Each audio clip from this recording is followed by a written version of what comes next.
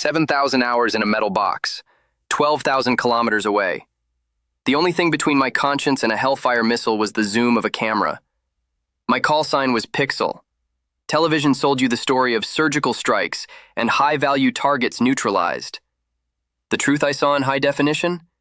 They gave me the order to wipe out a humanitarian convoy, and they screamed at me to do it. What I'm about to tell you now is the story they tried to bury along with me. If you want to understand the pressure, the lie, and the choice a man makes when he's alone in the dark, pay close attention. Subscribe to the channel and comment "conscience" below, because what I saw on that screen will change the way you see war forever. They always tell us the body is a tent, a temporary dwelling. It's a good image, I think, poetic.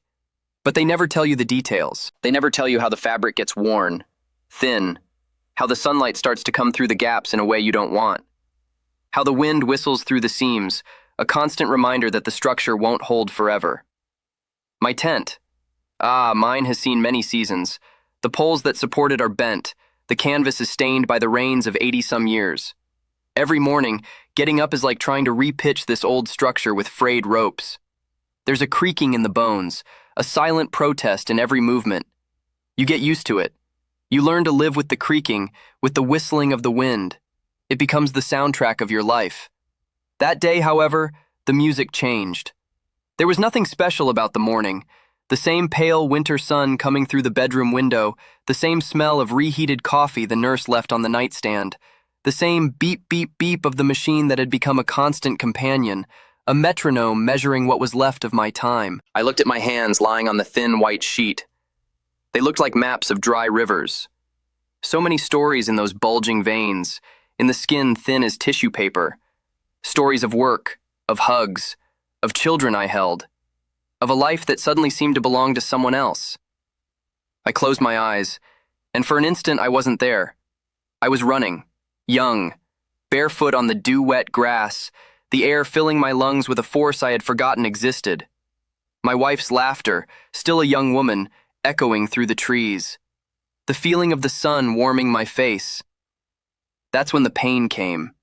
It wasn't like a wave, it was like a crack. A sudden fracture in the center of my being.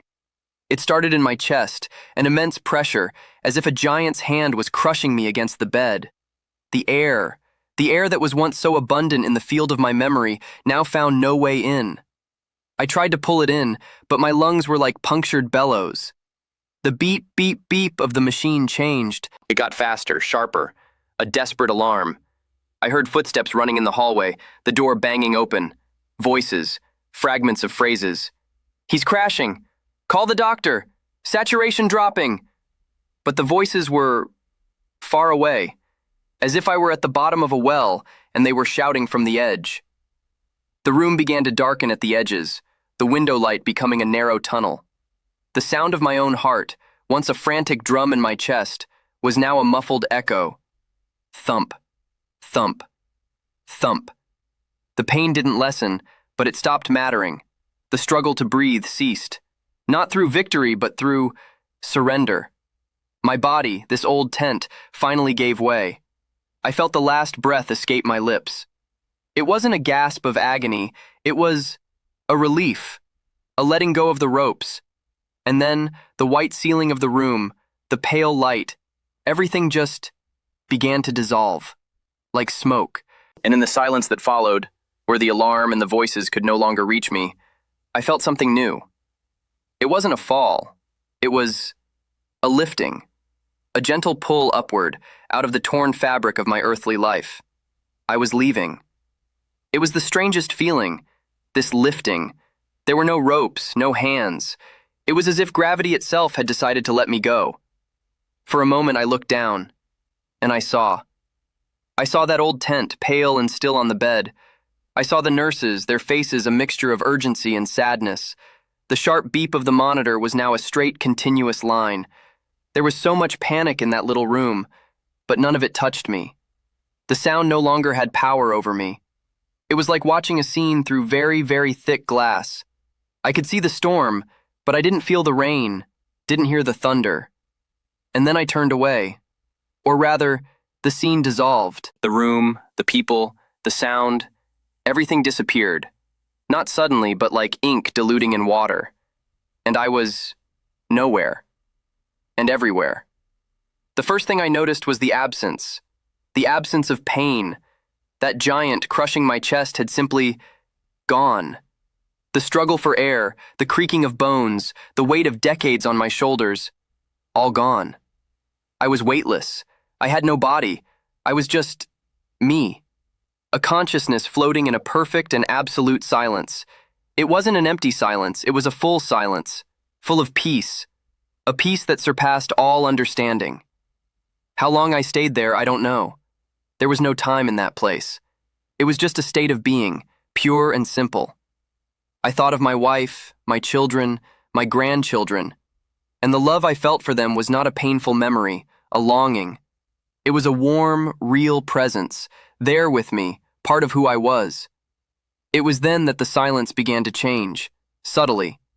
It started as a vibration, more felt than heard, a low, resonant note that seemed to come from within me and from everywhere at once.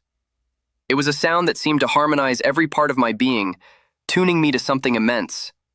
And with the sound came the light. Not like the sun, which blinds and casts shadows. This light came from all sides. The darkness didn't go away, it was transformed, saturated by a soft golden glow that was both comforting and awesome. It was a light that had life. I could feel it, as if I could breathe it. And it revealed nothing because it was everything. There were no objects, no walls, no floor, just the light, and me within it. The feeling of relief was overwhelming. It was like coming home after an unimaginably long and arduous journey. Every fear, every regret, every wound of my soul was washed away. Not forgiven, but simply cleansed, as if it had never existed. The purity of that place was indescribable. And the love was the very substance of the light. It was not an emotion, it was the fundamental reality of where I was. A love that asked for nothing, judged nothing, just welcomed. I floated in that golden ocean, stripped of everything but my truest essence. And for the first time, I was truly awake. And it was in that moment of absolute clarity, immersed in peace and the harmonious sound, that I realized the love I felt did not come from me. The light was not empty. The music was not a solo. With an awe that paralyzed my new being, I understood. I was not alone there. The presence, it did not announce itself with trumpets or a choir of angels. It didn't need to. The golden light in which I floated began to thicken into a focal point. It was not a shape, not a face. It was an intensity, a warmth that grew deeper and deeper, a song that grew clearer and clearer. The love that permeated everything, that was the very substance of that place, found a center.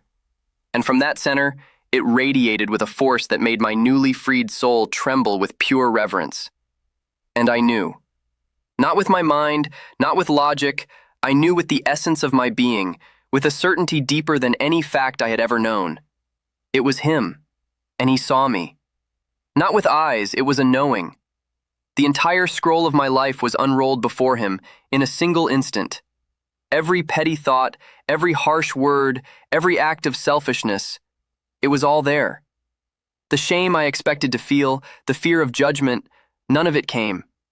Instead, his love, that intense light, passed through each of those dark memories and didn't burn them, but dissolved them. Love was a solvent for regret. I was not being forgiven because in that place, the concept of guilt had no foothold. I was being understood, completely, and in his understanding, everything became clean. Every scar, every stain, every weight I carried for 80 years simply ceased to exist. I was naked, not in shame, but in purity. And then he spoke. Again, without sound, without moving lips. The words were planted directly in my heart, like seeds of light. Little one, see. The panorama of my life unfolded again, but from a new perspective. I saw the times I helped a neighbor, a gesture I had forgotten. And I saw how that small act of kindness gave him the strength to be kind to his wife, who in turn had patience with her son, who grew up to be a doctor who saved lives. I saw the tear I shed for a friend's pain, and I saw how that tear watered a seed of compassion in his heart. Every silent prayer, every uncelebrated act of love, every anonymous sacrifice. I saw their ripple effect spreading through the fabric of time, creating patterns of grace I could never have imagined. My life, which so often seemed small and insignificant, was a tapestry of golden threads, intertwined with countless others. Nothing was in vain. Nothing. The joy, the understanding. It was too much to bear. I just wanted to stay, to dissolve into that love, to merge with that light forever. It was the end of all searching, the answer to every question. It was home. I reached out, something, the intention of an arm. I yearned for him. But then, the final truth was communicated to me, with infinite tenderness, but also with an unshakable finality. It is not yet your time. Your tent still has a purpose. A sadness, a sweet, deep sadness washed over me. The idea of returning, of leaving that place, was a pain no physical pain could match. To go back to the wait, to time, to forgetting. You will not forget. Go and just love. It is all that has ever been asked. I felt, then, a push, as gentle as a mother's hand on a cradle, but with the unstoppable force of the universe. It was not an expulsion, but ascending. The golden light began to recede, or perhaps I was moving away from it. The harmonious sound began to transform, to stretch, becoming the distant echo of a perfect memory. The peace remained, but the overwhelming reality of the presence began to diminish, like the sun setting on the horizon of my consciousness. The darkness that the light had transformed began to resume its old, cold, and empty form, and I felt a weight, and I heard a sound, a beep, slow, rhythmic, a sound I knew so well. That push was the beginning of the fall, but not a fall into the void. It was a fall back into the flesh, back into the tent. It was the most painful sensation of all, and there was no physical pain in it. It was the pain of the soul being forced back into a tight, heavy mold. Gravity. I had forgotten about gravity. It grabbed me like a predator, pulling me down, away from the light, away from that song. Every ounce of my 80-year-old body came back at once, an avalanche of weight, of time, of mortality. The first sound I truly registered was the beep. Slow, steady. Each pulse was like a nail, fixing me back in this world. I opened my eyes. The ceiling of the room was no longer a distant memory. It was a glaring reality. The hospital white, a white so poor, so empty compared to the light I had seen. I turned my head, and the effort was monumental. The nurse was by my side, her eyes wide. She was holding my wrist, and I could feel the touch of her skin. It was warm but heavy. Everything was so heavy. A tear ran down the corner of my eye. It was not a tear of joy for being alive. It was of grief, for the home I had barely known and had already lost. They call it a miracle. The doctor came, asked questions I couldn't answer. They said I had come back. But that's not the truth. A part of me, the most real part of me, stayed there. What came back was just enough to animate this old structure for a little longer. And in the days that followed, I understood why. The fear was gone. The fear of death, which haunts every step of our lives, had simply evaporated. How can you fear returning to a place of such perfect love? Death is not an end, it's an awakening. And this life, this life, he leans in a little as if sharing a secret. This life is the chance to weave your tapestry. That's what he showed me, and that's what I need to tell you, you who are listening to me now. Look at your hands. They are not for hoarding, they are for giving. Look at your voice. It is not for judging, it is for comforting. Every time you choose patience instead of anger, every time you offer forgiveness when your pride screams for revenge, every time you stop and truly listen to another's pain, you are weaving a thread of gold. You don't see the pattern. I didn't see mine, but he sees it. And it is more beautiful than you can imagine. Don't worry about the big things. Don't wait for a heroic moment. The kingdom of God is in the small gestures that no one applauds. It's in the cup of water, the kind word, the offered shoulder. It is all he ever asked. Go and just love. Forgive quickly. Hug tightly. Don't let the sun go down on your anger. Because this life, this tent, it is so short. It's a breath, a vapor. But the love you weave in it, love is eternal. It is the only thing you take with you, and it is the only thing that already awaits you on the other side. Do not be afraid. You are coming home.